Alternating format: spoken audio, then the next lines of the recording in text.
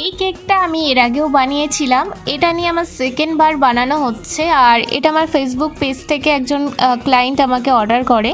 তো এবার আমি বাটারফ্লাইগুলো একটু চেঞ্জ করেছি, কারণ সেম কেক বানাতে ভালো লাগে না। যত নতুন নতুন কেক হবে আমার বানাতেও ভীষণ ভালো লাগে। তো হাই, আমি Priya. Hello everyone, welcome back to my channel Melobel baking স্টুডিওতে আপনাদের সকলকে ওয়েলকাম। আশা করছি আপনারা সকলে ভালো আছেন।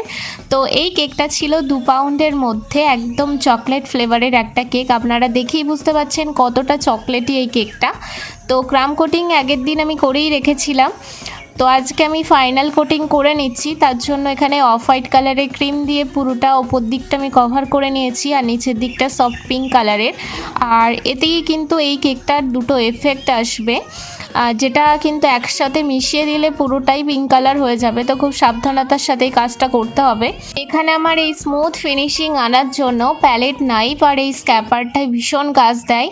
তো খুব ভালোভাবে আমি এটাকে স্মুথ ফিনিশিং করে নেওয়ার পর এক্সট্রা ক্রিমটাকে এইভাবে প্যালেট নাইফের সাহায্যে আমি সমান করে দিলাম, আর এখানে একটা জিগজ্যাগ স্ক্যাপারের সাহায্যে লাইন টানার মতো যে দাগটা আছে সেটা করে দিলাম, আর ওপরে একটা প্যালেট নাইফের সাহায্যে এই স্পাইরাল ডিজাইনটা করে দিলাম।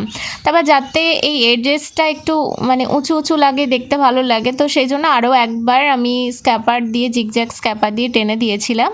আর এখানে আমি দেখছিলাম যে বাটারফ্লাই কোনটা ভালো লাগছে, তো আমার কাছে তো এই বাটারফ্লাইটাই বেশি ভালো লাগছিল।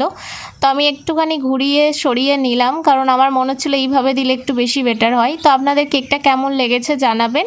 তো এখানে একটা ট্যাগও দিয়ে দিলাম আর কিছু স্প্রিংকেলও। তো ভালো থাকবেন, টাটা।